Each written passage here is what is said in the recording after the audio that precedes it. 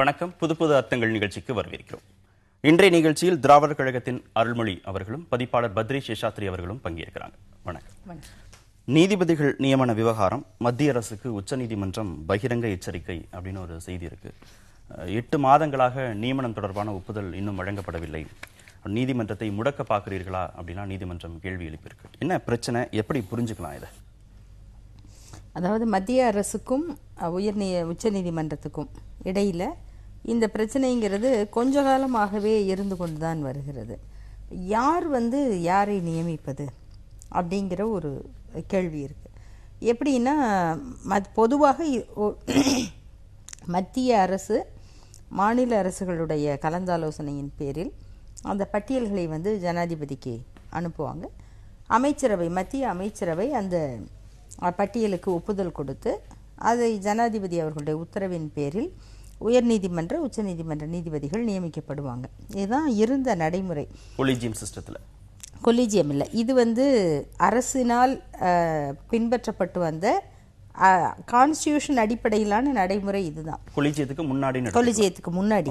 இந்த கொலிஜியம் என்பது உயர்நீதிமன்ற நீதிபதிகள் தலைமை நீதிபதியும் அவருக்கு அடுத்து இருக்கிற 2 பேர், உச்சநீதிமன்ற தலைமை நீதிபதியும் அவருக்கு அடுத்து இருக்கிற 2 பேர், இந்த 3 பேரை தான் கொலிஜியம் அப்படின்னு சொல்றாங்க.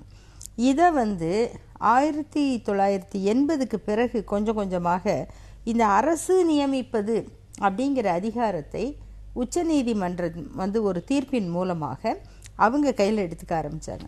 அது 91க்கு பிறகு இதை முழுக்க அந்த வழக்கு விவரங்கள் வேண்டியதில்லை. அந்த வழக்குகளில் இந்த நியமிக்கிற அதிகாரத்தை தாங்களே எடுத்துக்கொண்டார்கள். அப்போ இந்த பட்டியலை நீதிமன்றம் தயாரிக்கும், நீதிமன்றம் தயாரித்து அரசுக்கு அனுப்பும். அரசு அந்த பட்டியலை பார்த்து ஒப்புதல் தான் சொல்ல முடியும், அல்லது சில பேர் மேலே ஏதாவது அவங்களுக்கு மறுப்பு இருந்தால் அதை தெரிவிக்கலாம். ஆனால் பட்டியல் என்பது முதன்மையாக நீதிபதிகள் தயாரிப்பது. அதுவும் இந்த முதல் 3 நீதிபதிகள்னு ஆயிடுச்சு. இது கொஞ்ச காலமாகவே இந்த நீதிபதிகள் நீங்கள் நீதிபதிகளாக வருகிறவர்களுடைய செயல்பாடுகள் அல்லது இந்த தேங்கி போகிற வழக்குகள் இதெல்லாம் பார்க்கும்போது நாங்கள் நியமிக்கிறதுக்கும் நீங்கள் நியமிக்கிறதுக்கும் என்ன வேறுபாடு இருக்குது அப்படிங்கும்போது ஏன் இதை அரசாங்கமே நியமிக்க கூடாது மீண்டும் அப்படிங்கிற ஒரு கருத்து விவாதத்தில் இருக்குது. இப்போ உச்சநீதிமன்றம் என்ன கேட்குதுன்னா, நீங்கள் அந்த சட்டம் போடுவதும் நாங்கள் அதில் கருத்து சொல்கிறதும் நடந்துட்டுருக்குது. இதுக்கிடையில் இவ்வளவு காலமாக இப்போ நீதிபதிகள் நியமனம் பற்றி கோர்ட் கொடுத்த அந்த பட்டியலை ஏன் நீங்கள் போடாமல் இருக்கீங்க அப்படிங்கிற கேள்வியை வேகமாக கேட்டிருக்காங்க.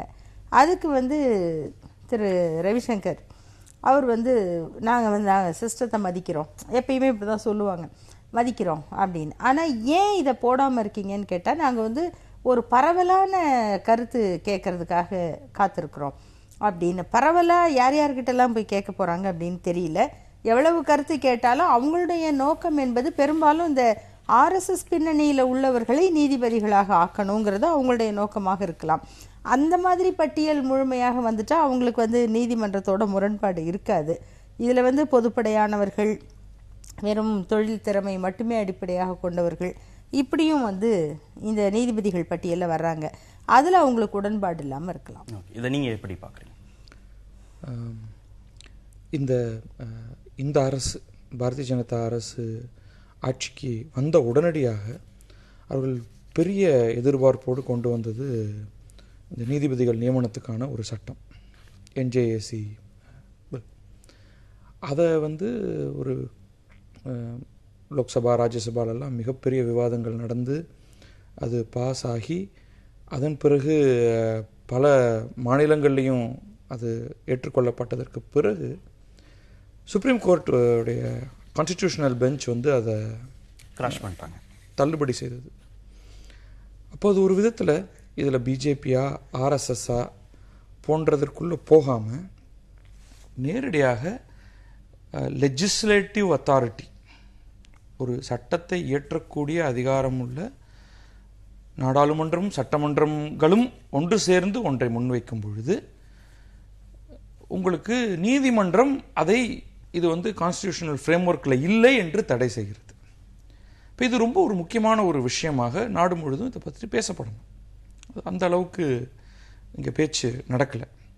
ஆனால் ஒரு விதத்தில் இந்த பாரதிய ஜனதா அரசு வந்து இதை தனக்கு எதிராக நீதிமன்றம் நடந்து கொண்டதுங்கிற மாதிரி தான் அதை பார்த்து, நிச்சயமாக அது உள்ளூர இருப்பதனால்தான் இந்த டிலே அப்படிங்கிறது நடக்குது. அதுதான் நான் முதல்ல பார்க்கிறேன். அந்த டிலேயவே, அதாவது வேண்டுமென்றே, நிச்சயமாக வேண்டுமென்றே தாமதங்கள் இருக்குங்க. அதனுடைய காரணம் தன்னுடைய ஆட்களை இங்கே உள்ளே கொண்டு வர வேண்டும்ங்கிறது மட்டும்தான் நான் நினைக்கல. அதை தாண்டி நாங்கள் வந்து ஒரு சட்டம் கொண்டு வரோம், அதை தன்னிச்சையாக நீதிமன்றம், உச்ச நீதிமன்றம் தள்ளுபடி செய்கிறதுங்கும் பொழுது வரக்கூடிய கோபம். பட் அதையும் தாண்டிய சில ப்ரொசீஜரல் இஷ்யூஸ் இருக்குங்க.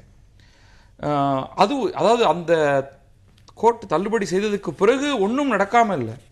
எப்படி சரி கொலீஜியம் தான் முடிவாயிருச்சு, இப்பொழுதுக்கு இந்த கொலீஜியம் தான் அப்படின்னு முடிவானதற்கு பிறகு எந்த வகையில் நீங்கள் வந்து நீதிபதிகளை தேர்ந்தெடுக்கலாம்ங்கிறதுக்கான அந்த ப்ரொசீஜர்ஸ் இருக்கு இல்லையா, அது பேக் அண்ட் ஃபோர்த் போயிட்டு இருக்கு. அதையும் மாநில முதலமைச்சர்கள்ட்ட கேட்டு இவர்கள் அனுப்பிச்சிருக்காங்க. அதை உச்சநீதிமன்ற நீதிபதிகள் ஏற்றுக்கொள்ளல. அதுல சிலதை ஏற்றுக்கொண்டிருக்காங்க, திருப்பி அனுப்பிச்சிருக்காங்க. இவங்க திருப்பி இல்ல நீங்க முழுதும் ஏற்றுக்கொள்ளுங்கள் அப்படின்னு கொஞ்சம் ஃபுட்பால் வேலை நடந்துட்டு. நான் திரும்ப உங்ககிட்ட வரேன். 2 அவையும் திரு பத்ரி சொல்ற மாதிரி 2 அவைகள் மக்களால் தேர்ந்தெடுக்கப்பட்ட உறுப்பினர்கள் தான் அவங்க. 2 அவையிலையுமே அது வந்து நிறைவேறி இருக்கு அப்படிங்கிறத தாண்டி, இரண்டாவதாக என்ன மாதிரியான ப்ரொசீஜர்ஸ் அப்படிங்கிறதையும் இவங்க வந்து அனுப்புனதையும் நீதிமன்றம் திருப்பி அனுப்பியிருக்கு.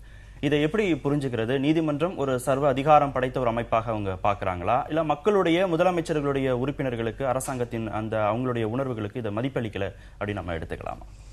இல்லை, இப்போ வந்து உச்சநீதிமன்றம் வந்து அதிகமாக தன்னை ஒரு முழுமையான அதிகார மையமாக மாற்றிக்கொள்ளுவதற்கான முயற்சிகள் இது ரொம்ப நாளாக நடக்குது. இது எப்போ வந்து அரசினுடைய அதிகாரத்திலிருந்து அது கொலீஜியம்ங்கிற நீதிபதிகள் அதிகாரமாக போச்சோ அப்போவே வந்து அது தப்பு தான். ஏன்னா அது தவிர அதை மாற்றணும் அப்படிங்கிற கோரிக்கை வந்து பெரும்பாலான கட்சிகளால் ஏற்கனவே வைக்கப்பட்டிருக்கு. நீதிபதிகள் வந்து தங்களை தாங்களே நியமித்து கொள்ளும் அதிகாரம் அப்படிங்கிறது ஆபத்தானது. இப்போ அரசாங்கம் நியமிக்கும் போதாவது நீங்கள் நிறைய பொலிட்டீஷியன்ஸ் வந்து ஏற்கனவே அரசியல்வாதிகளை அவங்க வந்து நியமிச்சிருக்கிறாங்க. அரசியல் கட்சிகளில் இருந்தவங்க கூட வந்து நீதிபதிகளாக இருந்திருக்காங்க. ஆனால் உண்மையிலேயே அப்படி வந்து கட்சிகளில் பொறுப்புலெல்லாம் இருந்த நீதிபதிகள் ரொம்ப பாரபட்சம் இல்லாமல் நடந்திருக்காங்க. அவங்கள தான் வந்து எல்லாருமே நம்பி போகக்கூடிய நீதிபதிகளாக இருந்திருக்காங்க. இது நம்ம சென்னை உயர்நீதிமன்றத்திலாம் நடந்திருக்கு.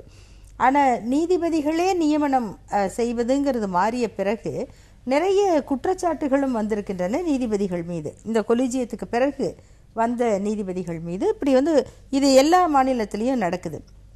ஆனால் நீதிமன்றம் தன்னுடைய அந்த முறையை வந்து ஒரு சோதனைக்கு உட்படுத்தி கொள்ள தயாராக இல்லை, அதை மாற்றிக்கொள்ளவும் அவங்க தயாராக இல்லை. அதனால் எல்லாவற்றிலும் நீதிமன்றம் தலையிடும் போக்கும், அந்த நீங்கள் இப்படி எக்ஸாம் வைக்கக்கூடாது அப்படின்னு இப்போ அந்த நீட் எக்ஸாம் குழப்படியிலெல்லாம் வந்து நீதிமன்றத்துக்கு பெரிய பங்கு இருக்குது. ஆகையினால நீதிமன்றம் தன்னை ஒரு அதிகார மையமாக மாற்றிக்கொண்டு வருகிறது அப்படிங்கிறது ஒரு முக்கியமான, நாம் இந்த பார்வையை ஒதுக்கிவிட முடியாது. பிஜேபி அரசு செய்யும் போது கண்டிப்பாக எங்களை போன்றவர்களுக்கு வரக்கூடிய அச்சம்ங்கிறத பிஜேபி அரசினுடைய நடவடிக்கை தான் நிரூபிச்சிருக்கு. இப்போது பல வட மாநிலங்களில் அவங்களுடைய ஆட்சிக்கு உள்ளே இருக்கிற இடங்களில் பல நூறு ஆர்எஸ்எஸ் பயிற்சியாளர்களை வந்து, அதாவது சட்டம் படித்தவர்கள் தகுதியாக இருக்கலாம், அவங்களுடைய நோக்கம் வந்து இந்த மாதிரியான பயிற்சிக்கு தயாரிக்கப்பட்டது. அப்படிங்கும்போது அவர்களை கொண்டு வந்து நீதிமன்றத்தில் இவங்க நிரப்பிட்டாங்கன்னா நாளைக்கு இந்தியாவில் வந்து ஒரு கலவரம் பிரச்சனை இது மாதிரி வரும்போது அரசினுடைய பாரபட்சமான அணுகுமுறை, இப்போ குஜராத்தில் நடந்த மாதிரியான பிரச்சனைகள் வரும்போது நீங்கள் நீதிமன்றத்தில் முறையிட போனாலும் அவங்க தான் நீதிபதிகளாக இருப்பாங்க. அப்படிங்கிற ஒரு பாதுகாப்பின்மை தான் வந்து சரி இப்போ கொஞ்சம் மூச்சு விட்டுக்கிறதுக்கு இது வசதியாக இருக்கு அப்படின்னு தோணுதே தவிர, தமிழகத்தில் திராவிட இயக்கத்தவர்கள், இடதுசாரிகள் ஆட்சியில் இருக்கிறதுல இடதுசாரிகள் எல்லாம் எல்லா இடத்துக்கும் போகலாம், ஆனால் ஆர்எஸ்எஸ் ஆட்சியில் இருக்கும் அல்லது பின்பக்கம் இருக்கும் இடத்தில் போகக்கூடாதுங்கிறது என்ன ஒரு புது மாதிரியான கட்டமைப்பு? அப்படி கிடையாது. ஏன்னா நீங்க அதனால தான் நான் சொன்னேன், நான் உதாரணத்துக்கு பெயர்களை எல்லாம் கூட சொல்ல முடியும். திராவிட இயக்கத்தில் இருந்தவர்களாக இருந்தாலும் சரி, இடதுசாரிகளாக இருந்தாலும் சரி, அவங்களுடைய கொள்கை என்பது அந்த கொள்கைக்கு எதிரானவர்களை தண்டிப்பதாக இருந்தது கிடையாது. அந்த நோக்கத்தை நிறைவேற்றுவதற்காக அவங்க வந்து பதவிக்கு வந்தவங்க கிடையாது. என்ன சந்தேகம்னா, அவங்களுக்கு ஒரு வாய்ப்பு கொடுக்கப்பட்டது, அந்த வாய்ப்பை அவங்க சரியா பயன்படுத்திக்கிட்டாங்க, நேர்மையா இருந்தாங்கன்னு நம்ம இப்ப சொல்றோம். அந்த பணியில அவங்க சரியா இருந்துட்டாங்கன்னு நம்ம டெஸ்ட் வச்சதுக்கு அப்புறம், அந்த டெஸ்ட்ல அவங்க பாஸ் பண்ணதுக்கு அப்புறம் நம்ம சொல்றோம். ஆனா இப்ப நம்ம டெஸ்டே வைக்கலையே, வந்துருவாங்கன்னு ஒரு அச்சத்தை தான வெளிப்படுத்துறோம். ஏற்கனவே அந்த பின்னணியில இருந்து வந்தவர்களுடைய தீர்ப்புகள், நடைமுறைகள் இதெல்லாம் வந்து பரிசீலனைக்கு வந்துருச்சு. மக்கள் மத்தியிலையும் அது இருக்கு. இன்னும் வட மாநிலங்கள்ல வந்து சிறுபான்மை மக்கள் வழக்குகள்லாம் எப்படி நடக்குதுன்னு நம்ம பார்க்குறோம். இன்னும் குஜராத்தில் வந்து சந்தேகத்தின் பேரில் கைது செய்யப்பட்ட சிறுபான்மை மக்களுடைய வழக்குகள்லாம் என்ன இருக்கு? நீங்கள் ஒன்றும் இல்லை, கலவர வழக்குகள், ஒரே கொலை தான். ஒரு பிரச்சனையில் இவங்க கொலை பண்ணியிருக்காங்க, அவங்க கொலை பண்ணியிருக்காங்க. எத்தனை பேர் சிறுபான்மை மக்களை கொன்றவர்களுக்கு தூக்கு தண்டனை வழங்கப்பட்டிருக்குன்னு யோசிச்சு பார்க்கணும். அந்த வழக்குகளில் இருந்தவர்கள் எல்லாம் RSS நீதிபதிகளா? இது வந்து நம்ம வேற டொமைனுக்கு தரவுகள் இல்லாத ஆர்குமெண்ட்டுக்கு போறோம். அவர்களுக்கு தெரியும் இதை நம்ம வெறும் மனப்பதிவு சார்ந்து இதை முன்வைக்கலாமா இல்ல டேட்டாவோட பேசுறோமா? இல்ல இதுல வந்து இது இப்படி நடக்கலங்கிறதுக்கு எந்த விதமான மறுப்பும் நம்ம வந்து இப்ப நடக்கலனோ இல்ல நடக்காதுனோ, அவர்களுக்கு இந்த திட்டம் இல்லை அப்படின்னோ பத்ரி வந்து சொல்லுவாரா அப்படிங்கறது நீங்க எதை பரிசோதனைக்கு உட்படுத்தணும் அப்படின்னு நம்ம சொல்றது. இப்ப வந்து IAS அதிகாரிகள் பயிற்சி எடுத்து வர்றாங்க, அவங்களுக்கு வந்து RSS காரங்க வந்து வகுப்பெடுக்கிறாங்க. அப்படிங்கும் போது இது எப்படி நடந்திருக்கு?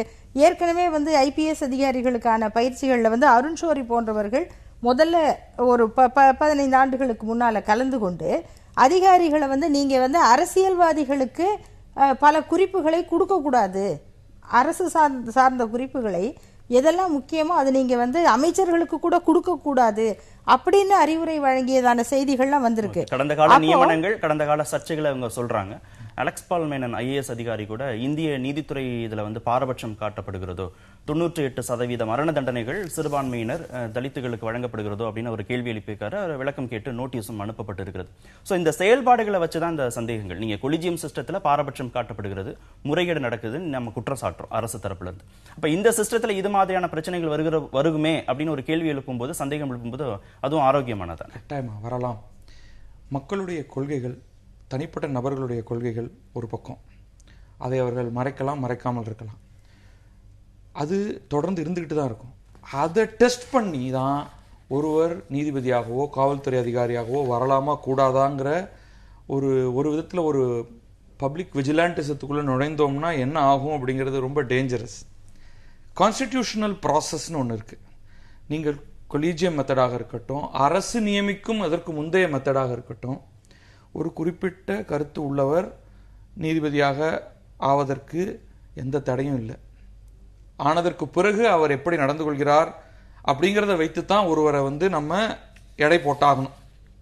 இப்பொழுது வட மாநிலங்களிலோ அல்லது தமிழகத்திலோ ஒரு நீதிபதி மோசமாக நடந்திருக்கிறார்னு நமக்கு எவிடன்ஸ் இருந்தால், அதுவும் வழக்கறிஞர்களுக்கு அது நன்றாக தெரியும், அதற்கு என்ன மாதிரியான முறை தேவை, அவரை எப்படி பதவி நீக்கம் செய்வது, அவர் கொடுத்த தீர்ப்புகளை எப்படி மறுபரிசீலனை செய்வது என்பதற்கான திட்டம் தான் தேவையில்லை. அதுலதான் அதுல அவங்க சொன்னதை நான் கோட் பண்ண விடுமுறை. நீங்க அரசு சார்ந்த கூட்டங்கள்ல நீங்க கலந்துக்கிறீங்க, அரசு சார்ந்த நிறுவனங்கள்ல தலைமை பொறுப்புகளுக்கு ஒரு குறிப்பிட்ட அமைப்பை சேர்ந்தவர்கள் நியமனம் செய்யப்படுகிறார்கள் வருகிற போது, சர்வ அதிகாரம் படைத்த ஒரு நீதித்துறைக்கு வருகிற போது என்ன மாதிரியான நடவடிக்கைகள்லாம் இருக்கும், இதனுடைய பாதிப்புகள் அதிகமா இருக்குமேங்கிற அச்சம் இருக்கதானே செய்யும். நீங்க இங்க இருக்கக்கூடிய இடதுசாரி கருத்துகளுக்கும் திராவிட கருத்துகளுக்கும் எதிரானவர்களுக்கு அதே அச்சம் இருக்கு இல்லையா? நாட்டு மக்கள் அது இல்ல, நீங்க வந்து இடதுசாரி கருத்துடையவர்கள், அது வந்து ஒரு கொள்கைங்கிற அடிப்படையில யார் மீதும் வெறுப்புள்ளவர்கள் கிடையாது, அந்த நோக்கத்துக்காக வர்றவங்க கிடையாது. பண்ணுங்க, தாராளமா பண்ணுங்க, அதுக்கு உங்களுக்கு உரிமை இருக்கு. ஆனா நீங்க வந்து இதுக்காக நாங்க வந்து ஒரு பட்டறையில் தயாரித்து நீங்கெல்லாம் நீதித்துறைக்கு போகணும், நீங்கெல்லாம் கல்லூரிகளுக்கு போகணும்னு அனுப்புற அமைப்புகள் கிடையாது. இடதுசாரி அமைப்புகளும் சரி, திராவிட இயக்கங்களும் சரி, அந்த இயக்க பற்றுடையவர்கள், சார்புடையவர்கள், அவங்க அட்வொகேட்டாகவும் இருக்கிறது, வழக்கறிஞராகவும் இருப்பது என்பது ஒரு வாய்ப்பு, அவ்வளவுதானே தவிர அவங்க வந்து திமுகவின் கொள்கையை கொண்டு போக, அண்ணா திமுகவின் கொள்கையை செயல்முறைப்படுத்த ஜட்ஜ் ஆகிறது இல்லை. ஆனா RSS போன்ற இயக்கங்கள் அதை செய்வதற்காகவே அவங்கள வந்து தயாரிக்கிறாங்க. அப்போ அது இல்லைன்னு நீங்க சொல்ல முடியுமா? நாட்டில் நடந்து கொண்டிருக்கிற செய்திகளும் நம்ம சொல்றது அவங்களுடைய திட்டங்கள் 2 ஆண்டுக்குள்ள எவ்வளவெல்லாம் அவங்க நடைமுறைப்படுத்துறாங்களோ அதெல்லாம் வந்தாச்சு. கல்வித்துறைக்கு போடுற கமிட்டியில நீங்க RSS காரங்களை கொண்டு வந்து போடுறீங்க. திராவிட இயக்க ஆட்சியில வந்து திராவிட முன்னேற்ற கழகம் வந்து சமச்சீர் கொள்கையை நடைமுறைப்படுத்தும் போது திரு அனந்தகிருஷ்ணன் அவர்களை போன்ற மிகப்பெரிய அறிஞர்களை வந்து கலந்துக்கிறாங்க. நீங்க கமிட்டிகள் போடும் பொழுது கல்வியாளர்களை கமிட்டியில போடுறாங்க, கட்சிக்காரங்களை போடுறது கிடையாது. அதுல யாரை போடணும்னா கல்வியாளர்களை. நீங்க கல்வியாளர்களே இல்லாத ஒரு கமிட்டியை போட்டு அதுல ஒரே ஒருத்தர் அவரும் RSS வந்து பிரச்சாரம் பண்றதுக்கான ஒரு கல்வியாளர். இப்படிப்பட்ட முறைகளை இந்த அரசு செஞ்சுக்கிட்டு, இன்னொன்னு நீங்களும் நானும் ரொம்ப நாகரிகமா பேசிக்கலாமே தவிர அவங்களுடைய அஜெண்டாங்கிறது இருக்கு, அவங்க அதை நடைமுறைப்படுத்திக்கிட்டு இருக்காங்க. ஒரு அச்சத்தின் வெளிப்பாடு இல்லை. அந்த அச்சம்ங்கிறது வந்து அனைத்து இயக்கங்களுமே அடிப்படையில் ஒரு பாசிட்டிவ் அஜெண்டாவையும் ஒரு நெகட்டிவ் அஜெண்டாவையும் சேர்த்து வைத்து கொண்டு தான் நடக்குது. இல்லாவிட்டால் இவர்கள் இயக்கங்களே இல்லாத இடத்துலையும் வன்முறை எல்லாம் இல்லாமலாம் இருக்கா? இப்போ இடதுசாரிகள் அடிப்படையாக இருக்கிற இடத்துல எவ்வளவு வன்முறைகளோட அவங்க நடந்து கொண்டிருக்கிறார்கள். ஸோ இதெல்லாம் வந்து இல்லை அப்படின்லாம் சொல்லிட முடியாது. நமக்கு ஒரு இயக்கம் பிடிக்கலைன்னா அதோடைய வளர்ச்சியை தடுத்து நிறுத்துவதற்கு என்னென்ன வழிகள் இருக்கோ அதில் நம்ம இயங்கணும். இந்த இயக்கம் ஓகே, அந்த இயக்கம் ஓகே இல்ல அப்படின்னு சொல்வது வந்து நான் ஒரு பெரிய கேள்விக்குறியான ஒன்றாக நான் பார்க்கிறேன். இல்ல, இதெல்லாம் பிடிச்சது பிடிக்காதுக்கு நம்ம பக்கத்து வீட்டுக்காரங்க சண்டையே. இது நாட்டில் நடக்கக்கூடிய செய்திகளை நம்ம வந்து சொல்லிக்கிட்டு இருக்கோம்.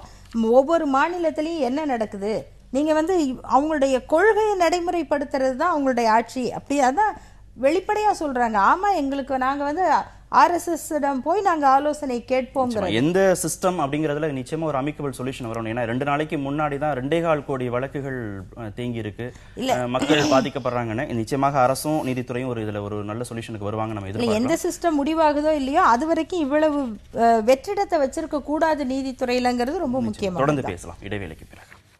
வானொலியில் மாநில மொழிகளில் செய்தி ஒளிபரப்பு நிறுத்தக்கூடாது அப்படின்னு தலைவர்கள் வலியுறுத்தி இருக்கிறாங்க. இந்தி, ஆங்கிலம், காஷ்மீர் இந்த 3 மொழிகள் தவிர மற்ற மொழிகளில் வந்த செய்திகளை நிறுத்துவதற்கான ஒரு முடிவை எடுப்பதாக மத்திய அரசு தெரிவித்திருக்கிறது. அந்த அடிப்படையில் இந்த கண்டனம் தெரிவிக்கப்பட்டிருக்கிறது. எப்படி பார்க்குறீங்க அரசோட அந்த முடிவை?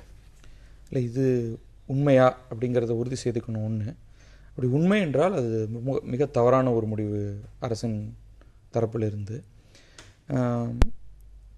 இது எஸ்பெஷலி இப்போ வந்து உங்களுக்கு பல்வேறு மாநிலங்களில் இருந்தும் மாநில மொழிகள் தொடர்பாகவும் ஹிந்தி தொடர்பாகவும் ஹிந்தி அல்லது சம்ஸ்கிருதம் போன்றவற்றை பிற மாநிலங்கள் மீது திணிக்கும் ஒரு முயற்சி நடக்கிறது என்று ஒரு பெரும் எதிர்ப்பு கிளம்பும் பொழுது இது போன்ற முடிவுகள் மிகவும் கோபத்தை ஏற்படுத்தும் மக்களுக்கு. முதல்ல வந்து மக்களுக்கு கோபம் வருதா இல்லையாங்கிறதே முக்கியம் இல்லை.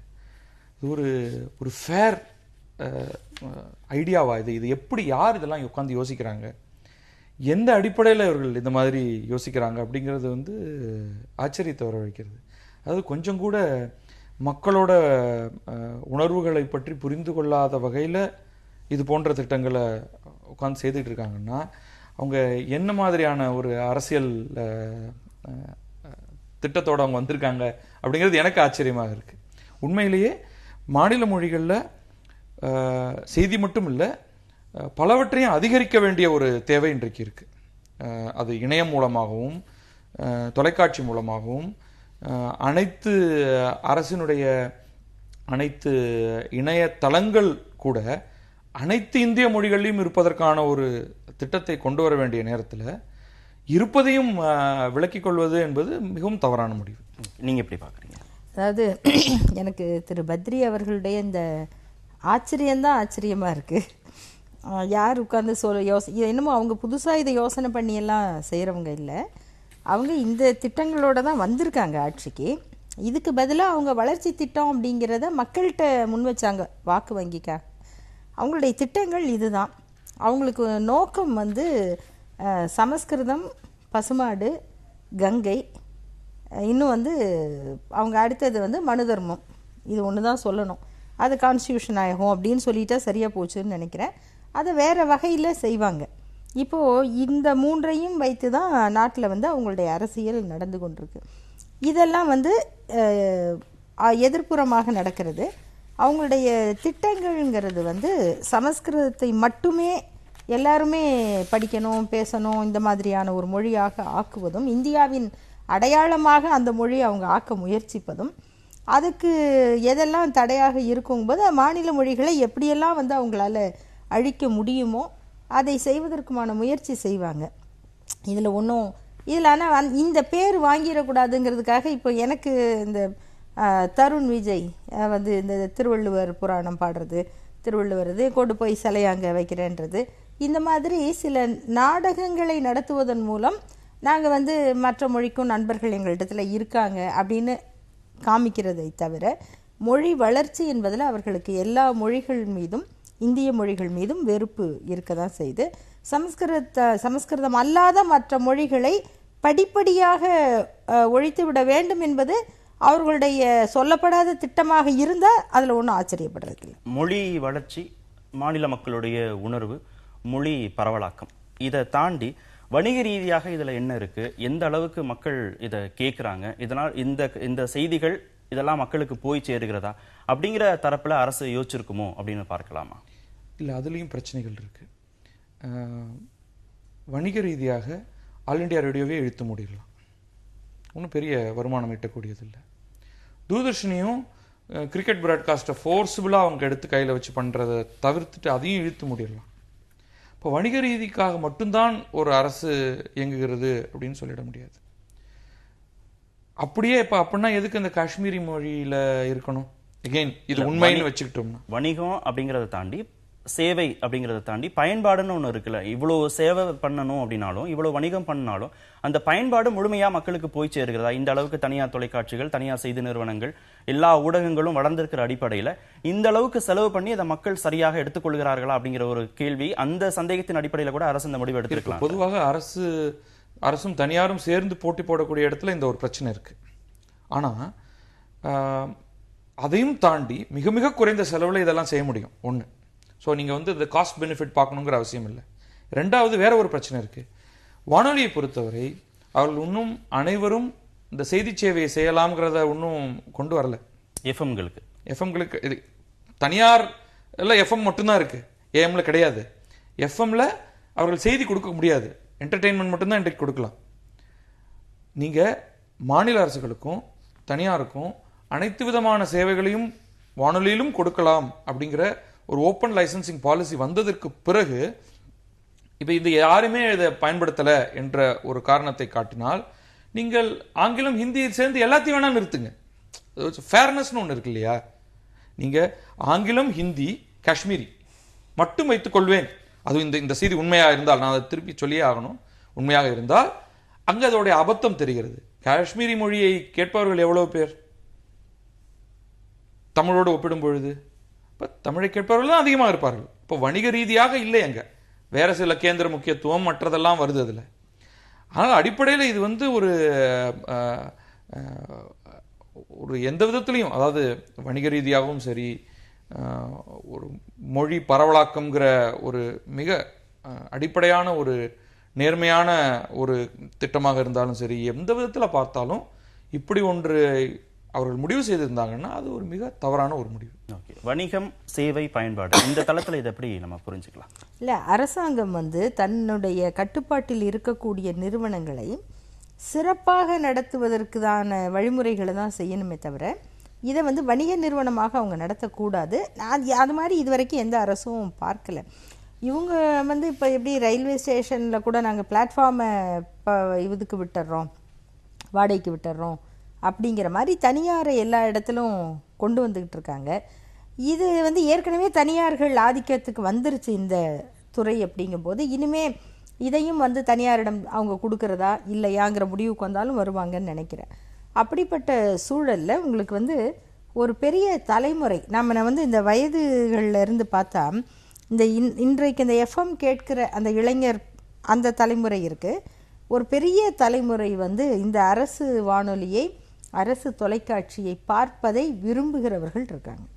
நீங்கள் என்னதான் சொன்னாலும், அதில் நீங்கள் எப்படி தான் செய்திகள் வந்தாலும், அந்த தொலைக்காட்சி, அந்த வானொலி மூலமான அந்த செய்திகளை கேட்குறதுல அவங்களுக்கு வந்து ஒரு மன நிறைவு இருக்கும். அதில் வந்து கவர்மெண்ட்டுக்கு ஏற்றதா இல்லையான்றதெல்லாம் அவங்க விமர்சனம் பண்ணுவாங்க, ஆனால் அதை விரும்பி கேட்பாங்க. அந்த மாதிரியான ஒரு தொடர்பு சாதனத்தை நீங்கள் மழையில் வந்து எல்லா சேனலும் அடிபடும், ஆனால் அரசு கேபிள் வந்து அடிபடாது. பொதிகை தொலைக்காட்சி மட்டும் எல்லாத்துலேயும் தெரியும். அவங்களுடைய அந்த இந்தியாவினுடைய அந்த தொழில்நுட்ப முறை வந்து ரொம்ப வலிமையானது. அதை வந்து முடக்குவது அப்படிங்கிறது அந்த மக்கள் மீதும் மக்களின் உணர்வுகள் மீதும் ஒரு சிறிதும் மரியாதை இல்லாதவர்கள் தான் இந்த மாதிரி வேலையை செய்வாங்க. தொடர்ந்து பேசலாம் இடைவேளைக்கு பிறகு. ஈஷா மைய சர்ச்சை, மகள்களை மீட்க கோரிய தாயாரின் மனு தள்ளுபடி அப்படின்னு ஒரு செய்தி இருக்கு. இல்லறம் சிறந்ததா துறவரம் சிறந்ததா அப்படின்னு பட்டிமன்றம்லாம் நடத்த முடியாது. அப்படியே நடத்தினாலும் இறுதி முடிவுக்கு வர முடியாது. அப்படியே வந்தாலும் அந்த இறுதி முடிவு சரியானது அப்படின்னு சொல்ல முடியாது. நீதிமன்றம் பல தளங்களில் இதை அணுகி இருக்கு. எப்படி பார்க்குறீங்க? இல்லை, இன்னைக்கு வந்து நீதிமன்றம் அந்த முடிவை தான் அறிவிக்க முடியும். ஏன்னா இது நல்லது இல்லைம்மா, நீங்கள் வீட்டுக்கு போங்க அப்படின்னு சொல்லி அவங்களுக்கு வந்து சொல்ல முடியாது.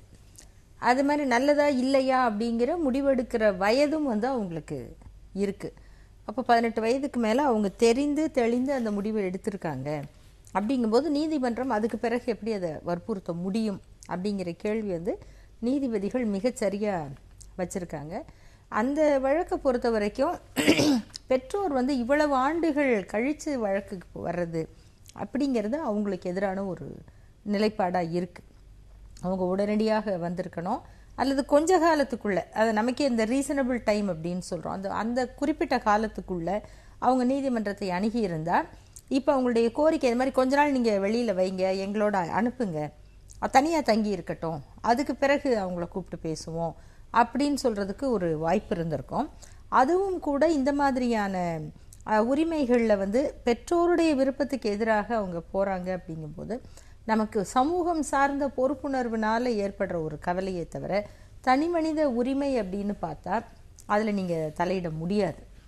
அது கொஞ்சம் மனக்கசப்பாக இருந்தாலும் இப்போ இன்னொரு பையனுடைய பெற்றோரும் வந்து அதை போட்டிருக்கிறாங்க. இது மாதிரி வழக்கறிஞர்களாக இருக்க எங்கள்கிட்ட சில சமயம் அந்த வழக்குகள்லாம் வரும். மதம் மாறிடுறது, இந்த மாதிரியான பிரச்சனைகளுக்கு பெண்கள் இளம் பெண்கள் அவங்கள இப்படி போயிடும்போது கண்டிப்பாக பெற்றோருக்கு ஏற்படுற மன உளைச்சல் உரியது தான்.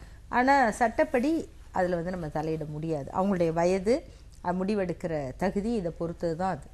இதை நீங்கள் எப்படி பார்க்குறீங்க? இல்லை, அதை எல்லாமே நான் அப்படியே ஏற்றுக்கிறேன்.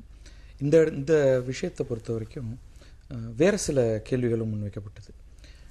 இவர்கள் வந்து கருத்தியல் ரீதியாக மூளைச்சலவை செய்யப்பட்டிருக்கிறார்கள், அல்லது பிற பொருள்களின் துணையோடு போதை ஏற்றக்கூடிய சில விஷயங்கள் எல்லாம் கொடுக்கப்பட்டு இவர்கள் அதன் காரணமாக தன்னிச்சையாக தன்னியல்போடு அவர்கள் வந்து இந்த காரியத்தை செய்யலை அப்படிங்கிற ஒரு கேள்வி முன்வைக்கப்பட்டது. அதற்கு விடை கிடைச்சதான்னு எனக்கு ஒன்றும் தெரியல.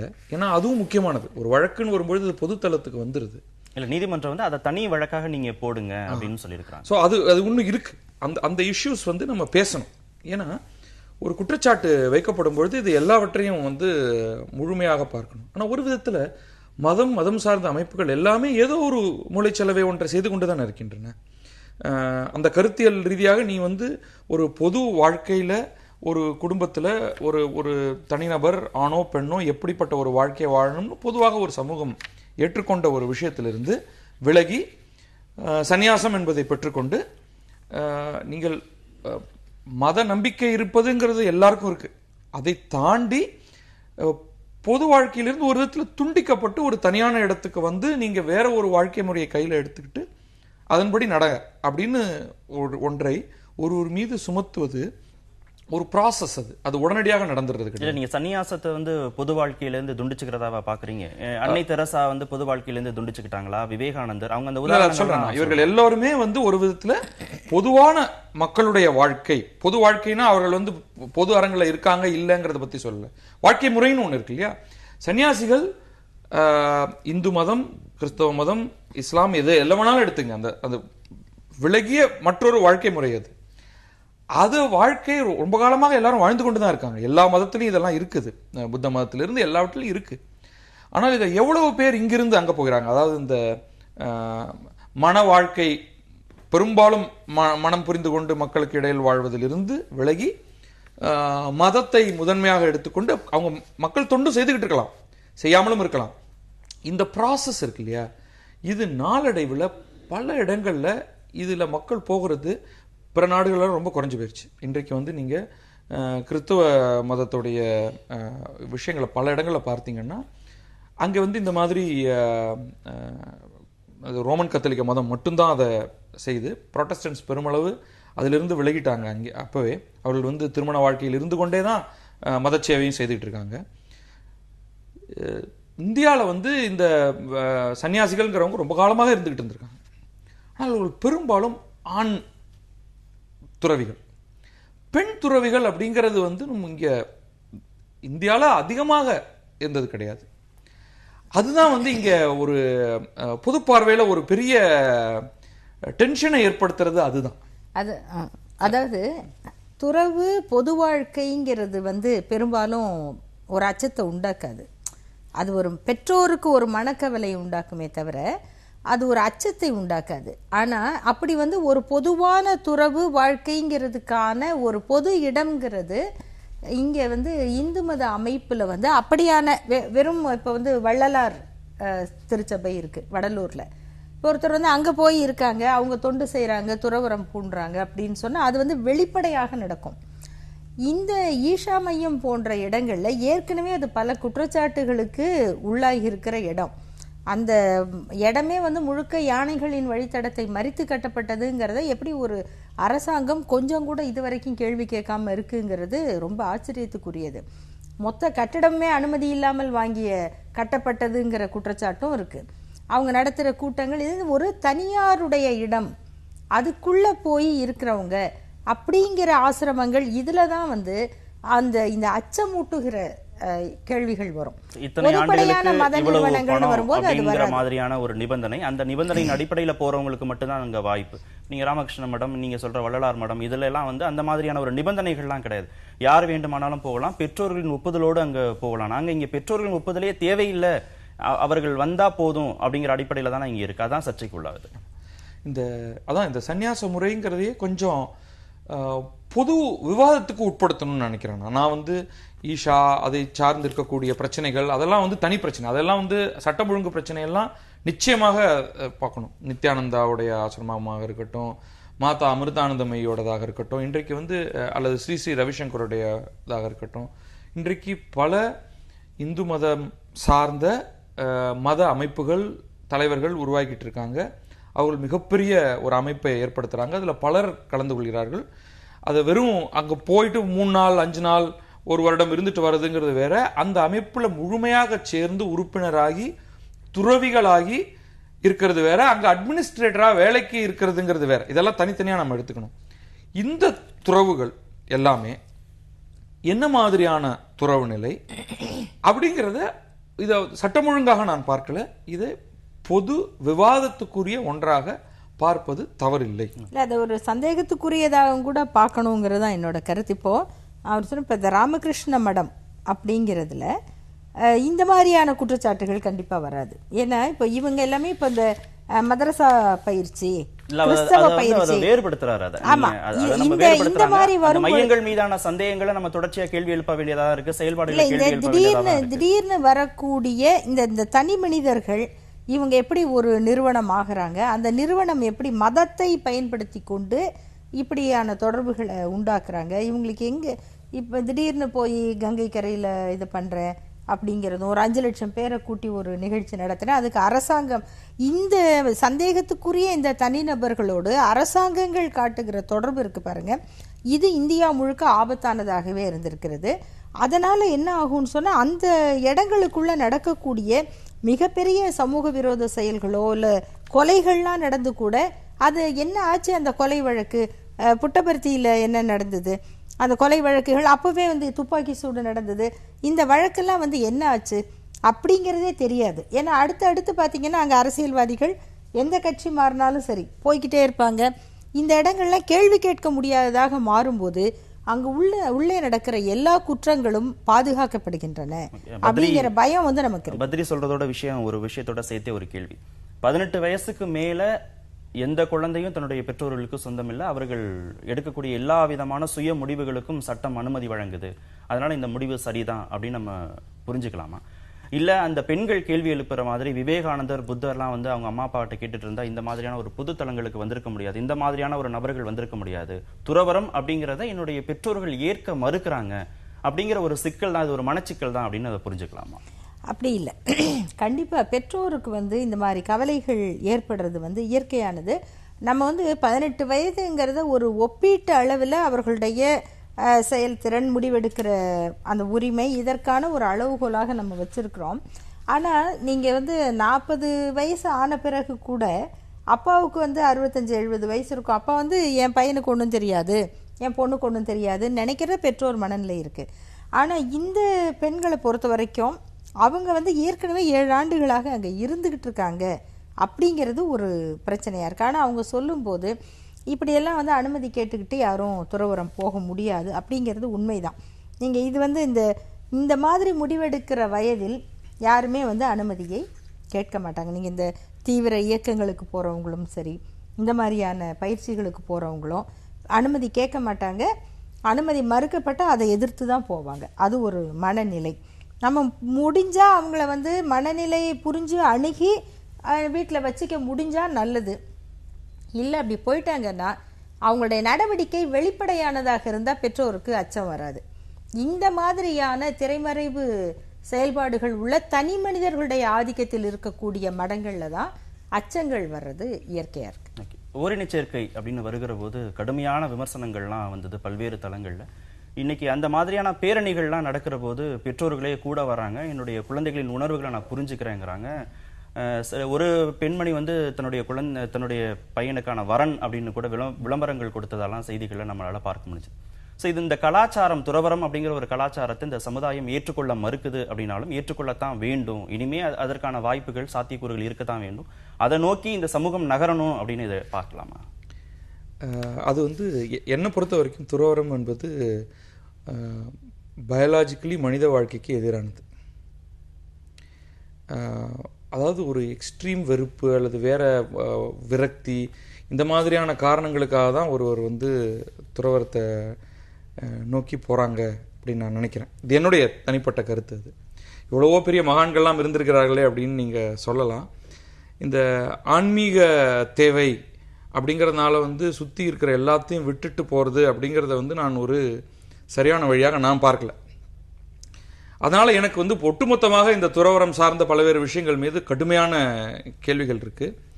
இது ஒரு சரியான பாதையாக நான் பார்க்கல. முதல்ல எடுத்தடுப்புலேயே நான் சொல்லிடுறேன். அதை அதனால் இவர்கள் செய்யக்கூடிய இந்த துறவு சார்ந்த அது எந்த அமைப்பாக இருந்தாலும் சரி, எந்த மதமாக இருந்தாலும் சரி, இது பெரும்பாலும் தவறான முடிவாக இருக்கும். ஆனால் ஒரு கட்டத்தில் இந்த முடிவிலிருந்து மாற முடியாமல் அவர்கள் போய் சிக்கிக்கொள்வார்கள் அப்படிங்கிறது தான் என்னுடைய பார்வை. அதனால தான் இது குறித்து அவர்கள் வந்து தொடர்ந்து பேசிக்கிட்டே இருக்கணும், விவாதிச்சுக்கிட்டே இருக்கணும். நீங்கள் பொது சேவையோ அல்லது ஈவன் உங்களுடைய ஸ்பிரிச்சுவல் நீட்ஸ் அப்படின்னே வைத்துக்கொள்வோம், அது எல்லாவற்றையுமே குடும்ப வாழ்க்கைக்குள் இருந்து கொண்டே ஒருவர் செய்யலாம். இன்னொன்று, நீங்கள் வந்து நீங்கள் பொது தளத்தில் இருக்கும் பொழுது நீங்கள் திருமணம் செய்து கொண்டே ஆக வேண்டும்ங்கிற எந்த கட்டாயமும் இல்லை. உங்களால் உங்கள் பெற்றோரிடம் இருக்கும் பொழுதே கூட திருமணமே செய்து கொள்ளாமல் இருக்கலாம். பெற்றோருக்கு பக்கத்து தெருவில் உட்கார்ந்து கொண்டு தனியாக ஒரு வீடு எடுத்துக்கொண்டு ஒரு வேலை செய்து கொண்டு அந்த வேலையே செய்யாமல் நீங்கள் திருமணம் செய்து கொள்ளாமல் இருக்கலாம்.